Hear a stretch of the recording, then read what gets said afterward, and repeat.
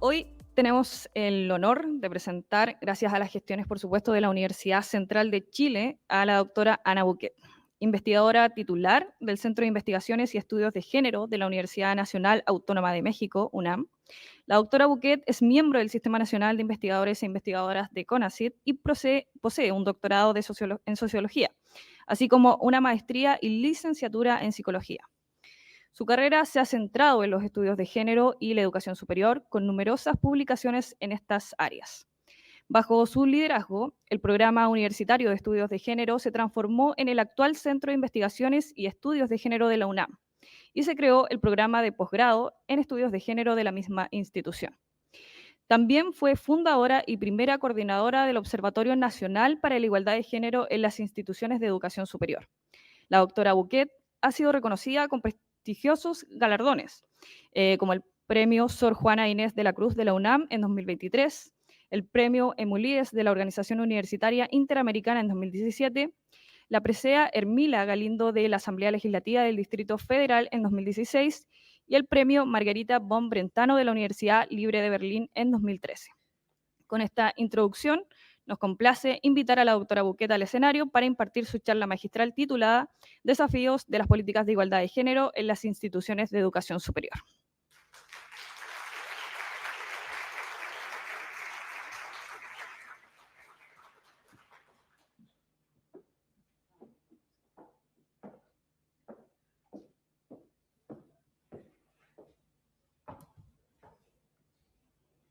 Hola, muy buenos días a todas y a todos. Pues yo siento una enorme emoción de estar aquí, con tantas universitarias reunidas con un mismo fin, que es alcanzar la igualdad de género en las instituciones de educación superior y reencontrarme con colegas y amigas y hacer nuevas amigas. Todo esto es muy bonito. Quiero agradecerle al proyecto INES de Género de la Universidad Central que me invitaron al lanzamiento de su observatorio, en particular a su directora, a Edith Catalán, y a su maravilloso equipo. Sin duda, pues también a las autoridades universitarias, su presencia, sus palabras y sobre todo a todas ustedes por estar aquí. Yo voy a abordar los desafíos de las políticas de género en la educación superior. Lo quiero hacer en dos sentidos. Por un lado, plantear qué es lo que se necesita realmente en las universidades para avanzar hacia la igualdad de género. Y por otro lado, ¿cuáles son los desafíos que ya se están encontrando en la implementación de estas políticas? Entonces, empiezo con qué significa esto de institucionalizar y transversalizar la perspectiva de género, y tal vez aquí aclarando que los avances más notorios en todas las universidades estudiadas, y no estoy hablando solamente de México, de Chile o de América Latina, sino de países europeos, del norte de América. Lo que vemos es que logramos avanzar en la institucionalización, ¿no? En crear una serie de normatividades, de estructuras, de incluso el desarrollo, el diseño de políticas, pero hemos logrado poco la transversalización. Hemos logrado poco que todo este andamiaje creado impacte realmente en la vida de las mujeres universitarias. Lo primero para iniciar estos procesos es conocer y reconocer las desigualdades, ¿no? Conocerlas significa pues todo el trabajo que están haciendo ustedes de investigar cuáles son esas desigualdades que se enfrentan adentro de las comunidades universitarias y reconocerlas, sobre todo por parte de las autoridades. Y sabemos, no me voy a meter en el tema de las desigualdades porque se ha abordado muchísimo en el Congreso y a lo largo del tiempo, pero sí quiero decir que estas tendencias de segregación que encontramos en las universidades, en donde las mujeres están menos representadas en los niveles más altos y en ciertas áreas del conocimiento, es una desigualdad fácil de observar, fácil de cuantificar, pero tenemos otras formas de desigualdad en las universidades que no son tan visibles, no son tan reconocidas y tiene que ver, desde mi punto de vista, con 3 ejes: con la discriminación que hay en la vida cotidiana, ambientes sexistas, con la violencia de género y con la división sexual del trabajo, ¿no? Que quiere decir que como la sociedad le ha atribuido a las mujeres de manera arbitraria las tareas de cuidado y las tareas domésticas, esto representa para las mujeres universitarias y para las mujeres en cualquier ámbito de la sociedad y en cualquier ámbito del mercado laboral una inmensa desventaja, porque las mujeres trabajamos muchas más horas a la semana que los hombres, y más en trabajo no remunerado. Entonces, eso resulta también en menores ingresos, ¿no? Y en fin, una serie de cosas que no voy a abordar en esta charla porque me quiero centrar hacia los procesos de las políticas de género. Bueno, yo veo 3, digamos, dimensiones en la institucionalización y transversalización.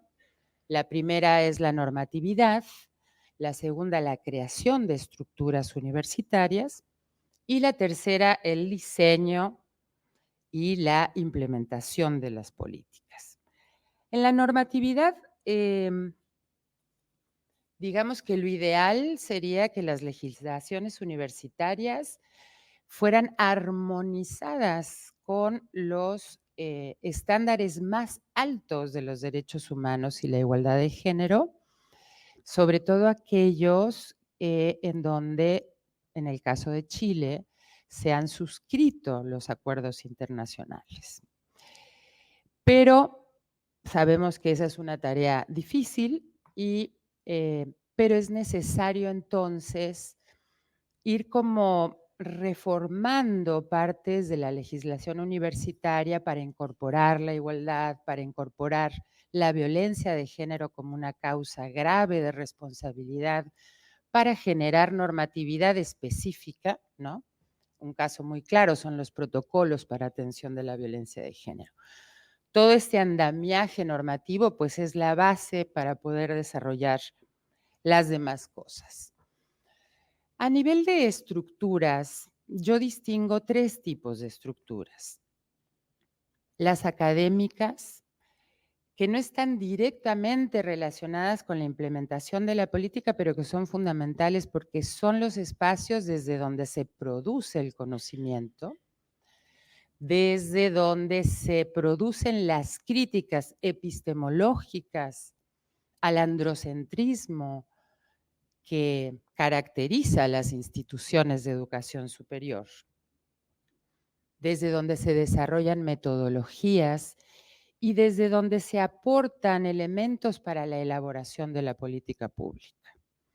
Y esto significa que las universidades deberían de tener un centro, un instituto de investigaciones en estudios de género.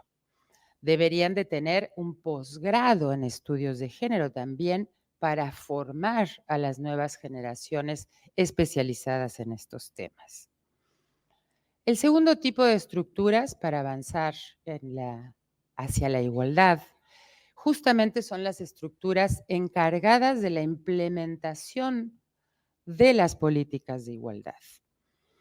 Estas instancias, además de, digamos, generar los procesos de implementación de la política, desde mi punto de vista, tienen que tener algo muy importante, que es un seguimiento y una evaluación del impacto de estas políticas, porque si no sabemos lo que está pasando, estamos invirtiendo recursos y no sabemos qué efectos están produciendo dentro de las universidades. Es una falla a la política y probablemente, como lo veremos un poco más adelante, una falla de cómo están operando estas políticas en las universidades. El tercer tipo de estructura, y vean que estoy separando estos dos aspectos relacionados con el avance hacia la igualdad de género, pero el tercer tipo de estructura es la estructura que se dedica a la atención de la violencia de género. Yo separo la estructura que se ocupa de implementar las políticas de igualdad a las estructuras que se ocupan de atender la violencia de género. Necesitamos perfiles completamente diferentes en estos espacios. Una cosa es pensar, ¿no?, en sistemas de seguimiento, en implementación de medidas, en fin, coordinarse con toda la universidad. Ese es otro elemento importante. Las estructuras de igualdad deben estar articuladas con la administración de la universidad, con todas las facultades, escuelas, ¿no? Coordinar para que todo esto empiece a permear en los espacios universitarios. La atención de la violencia es un servicio de algo que ya ocurrió, que quisiéramos que no ocurra más, pero que ya ocurrió y que alguien fue a presentar una denuncia. Esto requiere de otros perfiles, requiere de abogadas especializadas en derechos humanos y violencia de género, requiere de psicólogas también especializadas en los mismos temas y requiere de trabajadoras sociales también, ¿no? Entonces estamos pensando en expertices diferentes, pero hay otro elemento más, y es que la atención a la violencia de género no puede depender de la administración de la universidad. ¿Por qué? Porque hay conflictos de intereses. Tiene que ser una instancia autónoma, una instancia, en el caso, por ejemplo, de la UNAM, que es una universidad enorme, ya irá saliendo estos datos. La atención a la violencia de género está en una instancia que es la Defensoría de Derechos Universitarios y Atención a la Violencia de Género, que quien está a la cabeza de esa instancia es elegida por el Consejo Universitario, no por el rector, ¿no? Entonces, la capacidad de acción para investigar y para sancionar es autónoma, ¿no? Y esto es muy importante. Bueno, respecto a las políticas, que es la tercera dimensión. Las políticas, evidentemente, las universidades tienen que tener una política de género a nivel general de toda la universidad. Pero la política así sola no es una herramienta de transformación. De esa política general tenemos que hacer planes de igualdad que tengan objetivos concretos, que tengan metas, que nos digan cuándo vamos a alcanzar esos objetivos, planes de igualdad que respondan a la administración que está en curso, ¿no? Pero además planes de igualdad que respondan a las características de los distintos espacios universitarios. No ocurre lo mismo en la Facultad de Ingeniería que en la Facultad de Economía o que en la Facultad de Psicología. Cada una de estas facultades tiene culturas institucionales propias y problemas y desigualdades características de esos ambientes. Entonces, cada facultad tiene que tener su propio plan de igualdad, un plan que responda al tiempo de la administración en curso y que permita pensar qué es lo que vamos a hacer, ¿no? Por ejemplo, yo pienso mucho en la UNAM porque es mi objeto de estudio permanente desde hace muchos años, ¿no? Pienso que el Instituto de Matemáticas de la UNAM tiene un 18% de académicas. Si el Instituto de Matemáticas tiene un plan de igualdad, lo que tiene que plantearse es de ese 18 yo tendría que pasar por lo menos a un 20, 25 en un periodo de 4 años. ¿Cómo voy a hacer eso? Por ejemplo, destinando plazas para mujeres académicas jóvenes, matemáticas jóvenes, ¿no? ¿Y en qué tiempo voy a cumplir eso? Pues en 4 años. Voy a destinar de las tal vez 10 plazas que tengo para este periodo, destinaré 5 para que ingresen mujeres y mover el porcentaje de participación de las mujeres en el Instituto de Matemáticas. Eso lo permiten los planes de igualdad. Y un tema fundamental es el seguimiento y la evaluación del impacto, y esto lo podemos hacer a través de los indicadores, ¿no? Por ejemplo, el Observatorio de Brechas de Género de la Universidad Central es una herramienta que nos permite observar si en la Universidad Central hay cambios en la participación de las académicas, por ejemplo, en los niveles más altos de los nombramientos, ¿no? Es como un proceso de carácter longitudinal. Tenemos que saber qué está pasando a lo largo del tiempo con las medidas que se están implementando. Acciones transversales, muchas. Yo solo voy a nombrar algunas porque no tendría tiempo, no tendríamos tiempo además de pensar en todas ellas. Pero una sin duda es la incorporación de la perspectiva de género en toda la currícula universitaria. Todas las carreras deben de tener el tema de género incorporado. Hay algunas carreras que permiten su transversalización, ¿no? Para mí hay algunas muy obvias, derecho, por ejemplo, ¿no?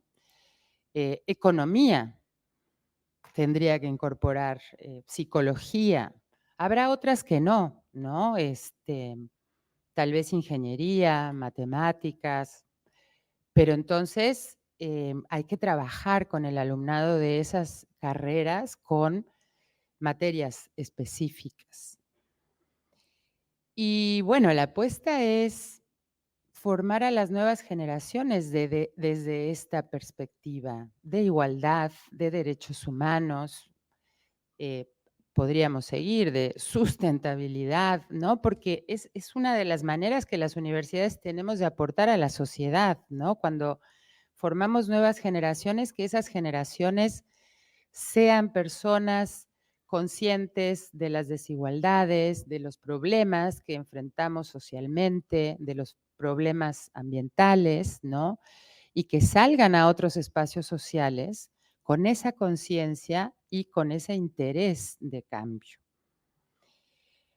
Las responsabilidades familiares. Aquí no me da tiempo de presentar los datos de la investigación que acabo de cerrar, pero es muy impresionante analizar el uso del tiempo de las mujeres y los hombres universitarios. Muy impresionante, porque en el promedio más básico, las mujeres trabajamos 10 horas más en trabajo no remunerado que los hombres, a la semana. O sea, tenemos una jornada y cacho laboral adicional a la semana, la podemos interpretar como que las mujeres pues no tenemos sábado y no tenemos una parte del domingo, o lo podemos ir sumando y hacer un análisis, que ya lo hice, que en una carrera de 10 años las mujeres destinamos 3 años a los trabajos de cuidados. O sea que las mujeres en 7 años tenemos que hacer lo mismo que hacen los hombres en 10 en la academia. Es evidente que eso plantea condiciones de mucha desigualdad. Y bueno, además porque el tema de los cuidados se tiene que poner en el centro de la vida, ¿no? Acá hay una lucha desde la economía feminista diciendo por qué el objetivo de la vida es la acumulación de capital y no la vida misma, ¿no? Cuidar a la gente, cuidarnos entre nosotros, cuidar al planeta. En fin, es un tema importante en México. Yo no sé en Chile. Tenemos ya encuestas nacionales de uso del tiempo que nos muestran exactamente los datos que obtuvimos en la universidad. Tenemos la cuenta satélite del trabajo no remunerado en los hogares que nos permite conocer el aporte de este trabajo al Producto Interno Bruto y vamos a avanzar, y espero que ahora más que tenemos electa a una mujer como presidenta de México,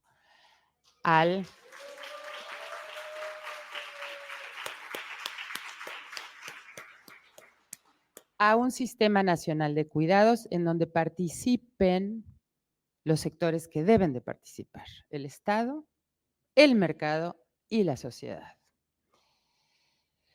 Bueno, impulsar acciones afirmativas. Ya puse el ejemplo del Instituto de Matemáticas, pero esto hay que hacerlo en todos los espacios en donde hay muchas resistencias para el ingreso de las mujeres. Eliminar los sesgos de género en todas las evaluaciones académicas. Tampoco me puedo detener a contarles un poco los estudios que hay sobre los sesgos de género, pero son muy impresionantes. Tan impresionantes que las mujeres necesitamos 2 veces y medio los méritos de un varón para ser calificadas de la misma manera. Son estudios publicados en revistas muy prestigiadas. Y miren que yo estoy un poco en contra de esta cosa de las revistas súper prestigiadas y demás, pero bueno.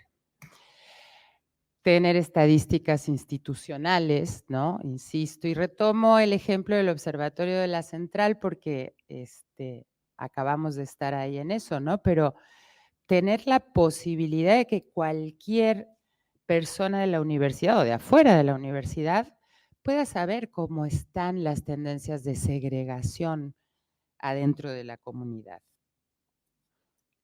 Otra cosa fundamental es conformar una masa crítica en estudios de género. Las universidades tienen espacios para un montón de disciplinas, pero normalmente no para los estudios de género, ¿no? Esto ha sido otra lucha. ¿Y cómo vamos a incorporar la perspectiva de género en todas las carreras si no tenemos profesoras especializadas que den esas materias o que hagan ese trabajo, ¿no? ¿Cómo vamos a dirigir tesis de licenciatura, bueno, de pregrado, de maestría, de doctorado, si no tenemos especialistas en temas de género?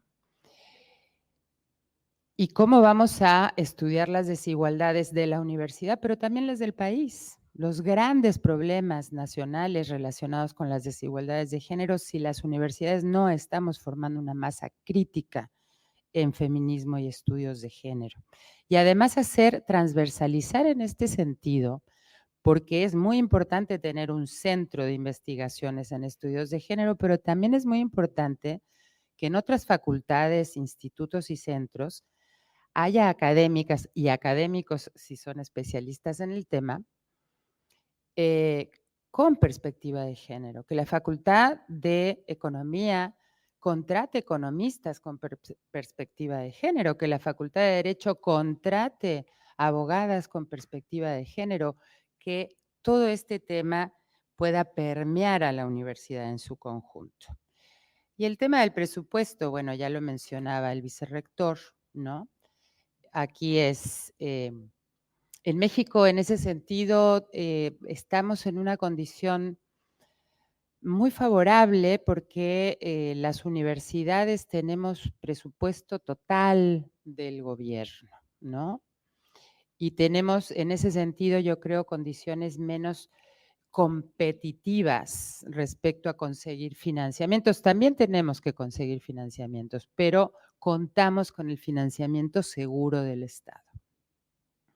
No podemos pensar que una política pública, como es la política de género en las universidades, la vamos a implementar con el esfuerzo de las mujeres que estamos convencidas de que hay que hacerlo y vamos a trabajar, además de los trabajos de cuidado y las labores no remuneradas y la publicación de artículos, encima vamos a impulsar la perspectiva de género de forma no remunerada porque es nuestra convicción. No, eso no puede pasar, ¿no? O sea, lo que tiene que ocurrir es que las universidades destinen presupuesto, recursos humanos, infraestructura, como en otros campos de conocimiento, a este campo de conocimiento, a las políticas de igualdad para avanzar en serio en el tema.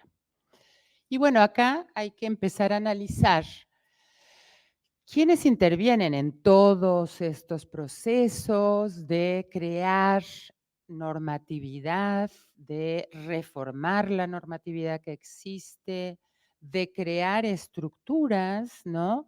Cuando se crea una estructura, pues hay que pensar cómo va a funcionar, cómo se va a conformar, eh, de diseñar las políticas, quiénes participan. Acá todo esto es muy importante, ¿no? Porque pues hay que saber si estas decisiones se están tomando allá arriba, ¿no? Las autoridades universitarias, el funcionariado universitario, o si se está convocando a esa masa crítica en estudios de género y feminismo, o sea, a los grupos de expertas que tienen las universidades para desarrollar estos temas.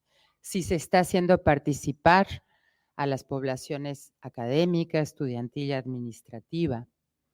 Si las decisiones se toman de manera colegiada o se toman de manera jerárquica, ¿no?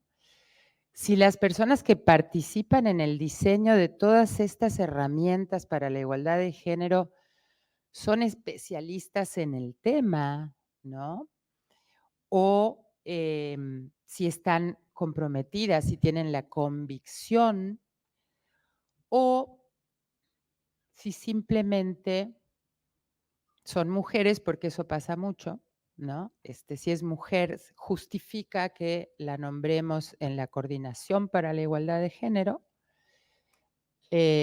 no sabe de género, no es feminista, no conoce las desigualdades en la universidad, no tiene convicciones, pero es funcional a la lógica patriarcal de la institución, porque eso también puede ocurrir. Y ahí acá vamos a entrar a estos temas, ¿no? A cuáles son las resistencias institucionales que se están ya identificando para que todo esto no produzca el efecto para el que está hecho, ¿no? Es una paradoja. Se crean políticas de igualdad, pero de alguna manera se socava el impacto que éstas tienen. ¿Por qué voy a plantear esto? Bueno, porque las políticas de igualdad, ustedes en Chile están empezando hace unos años, voy a cerrar con eso porque me parece que están empezando en muy buenas condiciones, pero las políticas de igualdad en universidades de países europeos empezaron algunas en la década de los 80s, ¿no? O sea que ya tenemos un trecho recorrido para analizar qué está pasando con esas políticas. En América Latina depende del país, ¿no? Pero tenemos países que empezaron en el 90, otros en la primera década del 2000. Por lo tanto, tenemos ya tiempo para poder analizar qué está pasando con estas políticas. Hay condiciones, en algunos casos, no en todos, ¿no? Pero, por ejemplo, en la Unión Europea tienen políticas supranacionales además, ¿no? Para las universidades o países como Chile, que ustedes tienen una ley, o España, que tienen leyes específicas para el avance de la igualdad de género en las universidades. O sea, tenemos aparentemente las condiciones, ¿no? Y sin embargo, los estudios más recientes en muy diversos países están mostrando que las brechas de género en las universidades permanecen.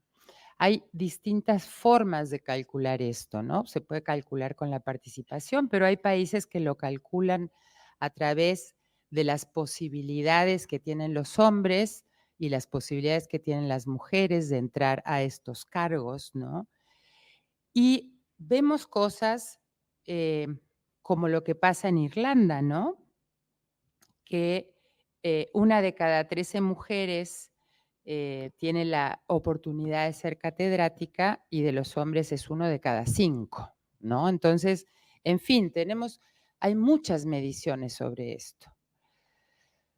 Y se tambalean las justificaciones, ¿en qué sentido? En que también hay estudios que demuestran que no tiene que ver con la productividad, con los resultados de la investigación, tiene que ver con un efecto que se observa en todas las universidades en las que se han hecho estudios, de que hay obstáculos para avanzar en la participación de las mujeres en ciertas áreas de las universidades, ¿no? Y entonces ahí empezamos con esta paradoja que es, hay una adopción del discurso feminista, ¿no? Se habla de igualdad de género, de derechos humanos, pero no necesariamente hay un cambio en la ideología, ¿no?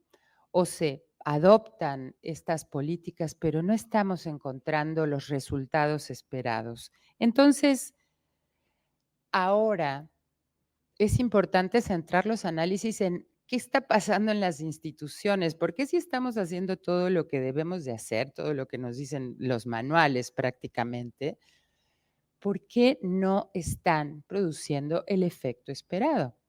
O sea, eliminar las brechas de participación de las mujeres y eliminar todo eso que yo llamo las desigualdades ocultas, ¿no? Y esto estudiado desde la ciencia política, estudiado desde el institucionalismo feminista, ha empezado a arrojar muchísima información muy valiosa que tiene que ver con la resistencia al cambio, ¿no? Y la resistencia al cambio entendido como todos los mecanismos que se activan para impedir el efecto de estas políticas o minimizar ese impacto en el statu quo de las universidades, ¿no? Porque amenaza, sin duda, los privilegios del sector masculino de las universidades. Y estos mecanismos y estas resistencias se producen desde muchos lugares, se producen institucionalmente, se producen a nivel individual, se pueden producir por las creencias personales de las personas que lideran las instituciones, se pueden producir de muchas maneras. Entonces, quiero que analicemos algunas de estas formas de resistencia. Ya se están conceptualizando, ¿no? Se están conceptualizando a través de los efectos que producen, ¿no? La negación o minimización del problema. Pongo un ejemplo, el sistema meritocrático, que se ha defendido a capa y espada que es un sistema objetivo y neutral al género. No es cierto. Por muchas razones no es cierto. Y lo podríamos discutir. Pero la primera es porque el sistema meritocrático se sostiene en la idea de personas que trabajan tiempo completo sin tener ninguna otra responsabilidad más que la academia. Lo podemos discutir. La apropiación, una táctica de simulación del cambio, ¿no? Hacemos un montón de cosas formales, pero informalmente hacemos otro montón de cosas que no permiten el efecto de la política sobre las condiciones de desigualdad. La cooptación, que justamente lo que plantea es, las universidades nos llenamos de un discurso progresista, igualitario, pero mantenemos las estructuras y los privilegios masculinos. O la mediatización es otra forma de analizar lo que es impedir que esas estructuras que yo creo y esas personas que yo pongo en los cargos hagan el trabajo que tienen que hacer. ¿Cuáles son las resistencias identificadas en la estructura? Hay muchísimas, yo no voy a abordar todas, ni siquiera las he estudiado todas, pero quiero mencionar algunas. Y empiezo nuevamente con los criterios y los procedimientos involucrados en todos los procesos de contratación y de evaluación del personal académico con el sistema meritocrático, digamos, en el centro de esto, que legitima la subrepresentación de las mujeres de un montón de espacios. Y otro tema importante es, yo hablé de la división sexual del trabajo y de lo que implica para las mujeres la carga de las responsabilidades domésticas y de cuidados, pero estamos hablando del mundo familiar y del mundo laboral, ¿no? Pero resulta que la división sexual del trabajo también se produce adentro de las instituciones.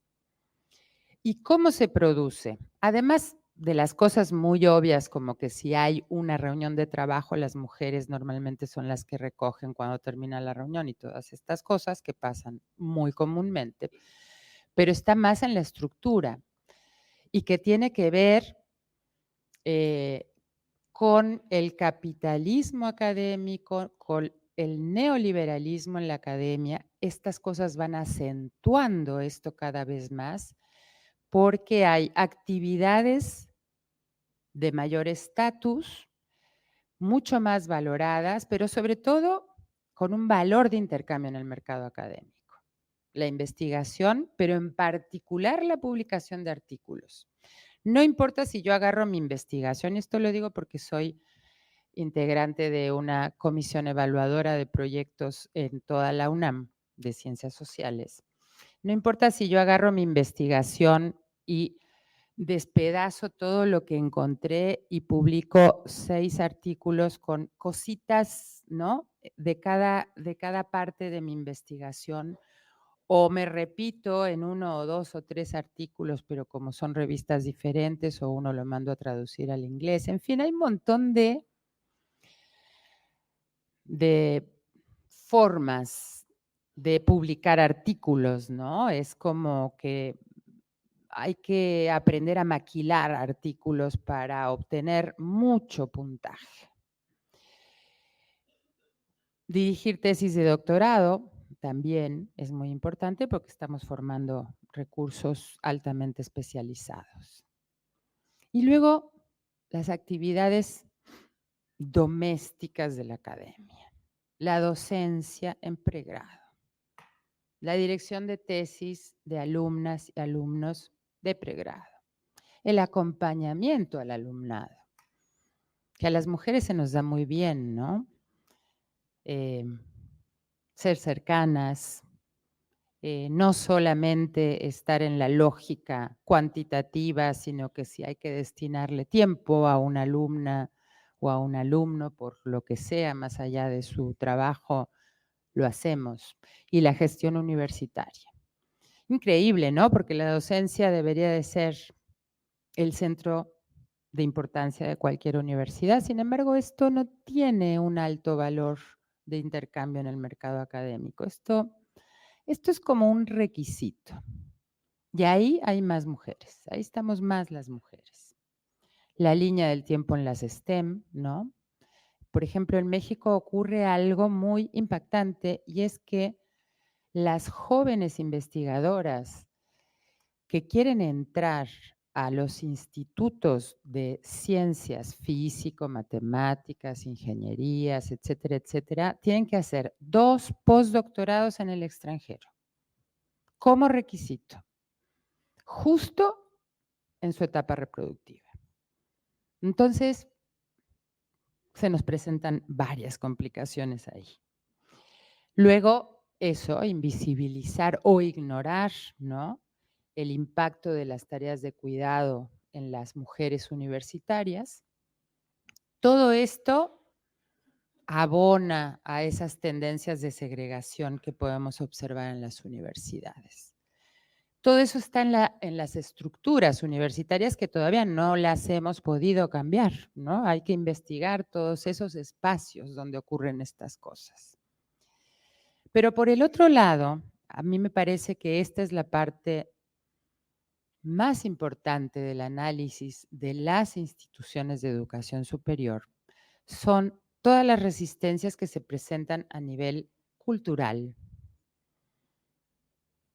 que tiene que ver con todas las prácticas informales, lo que no está escrito, lo que simplemente sucede como usos y costumbres.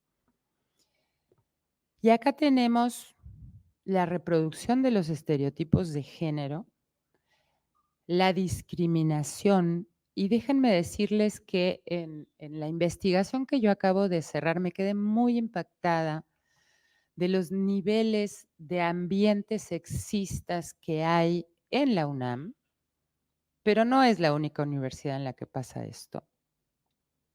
El papel del profesorado en la reproducción de esos ambientes sexistas, el papel del alumnado también en esa reproducción. Una forma de discriminación que lo que hace permanentemente es descalificar a las mujeres y cosificarlas. Ellas no pueden, ellas son menos inteligentes, ellas sí son muy trabajadoras, pero no tienen las grandes ideas. Y si logran algo es por su sexualidad, es porque se acostaron con alguien. O si las acosan, es por cómo se visten. Todo esto está todo el tiempo en el ambiente universitario. Esto abona también a esas tendencias de segregación que observamos. Y sin duda la violencia de género, el acoso, el hostigamiento. En México los informes del protocolo tienen muchísimas denuncias, muchísimas, muchísimas. Y quienes denuncian son las mujeres y las personas denunciadas son hombres. En el 96% de los casos. Eso nos tiene que hacer pensar en qué está ocurriendo con esto que yo pongo acá que se llaman redes de varones, que también están muy estudiadas, porque las redes de varones se apoyan en distintas cosas, se apoyan en preservar los ambientes hostiles hacia las mujeres, se apoyan en contratar a otros hombres desde posiciones de privilegio, se apoyan de alguna manera en los sesgos que se imprimen en las evaluaciones académicas, que no siempre son conscientes, no siempre son intencionales, pero todo el tiempo están ocurriendo. Todo esto pasa en las universidades. Quiero cerrar con dos cosas. Primero, pensar en dónde están ustedes, las universidades chilenas, las universitarias chilenas. A mí me parece importantísimo que tengan la ley 21.369. Me parece un gran avance. Me extraña el objeto de la ley, que es regular el acoso. Me extraña ese concepto. Pero bueno, todo se puede mejorar. Esta ley a ustedes les exige a las autoridades universitarias una política integral. Les exige a las autoridades universitarias el monitoreo y la evaluación de su impacto. Les exige la creación de unidades con personal capacitado en temas de género y derechos humanos. Y les exige que tengan recursos humanos y presupuestarios suficientes y también las facultades necesarias para cumplir con sus funciones. Yo creo que esto es un soporte muy importante para las universidades. Y luego tienen a la Agencia Nacional de Financiamiento, que apoya los proyectos INES de género, que los han aprovechado maravillosamente bien, porque además, Baña lo ha dicho varias veces, han creado esta sinergia entre los proyectos y por lo tanto entre las universidades. Esta posibilidad de articulación, de conocer qué está pasando en cada una de las universidades, qué experiencias están teniendo, cuáles son positivas y cuáles no tanto, ¿no? Creo que tienen bases muy importantes, pero hay que pensar en que las resistencias patriarcales no van a ceder tan fácilmente. Y termino con estos 2 estudios, no por desmotivar, al revés, es para motivar. Estos 2 estudios plantean, uno del Foro Económico Mundial, que no, la mayoría de nosotras y nosotros no vamos a ver la igualdad de género, tal vez tampoco nuestras hijas, hijos o hijes, porque calcularon en el 2020 que faltaban 99.5 años. Ahora nos faltan como 97. Pero también calculan en otro estudio que esos 97 años que nos quedan para alcanzar la igualdad en todos los espacios, no solo en las universidades, son, digamos, ese periodo es viable si seguimos impulsando todos estos esfuerzos, porque si no lo hacemos, podemos tardar 257 años, así que yo creo que vale la pena seguir trabajando. Gracias.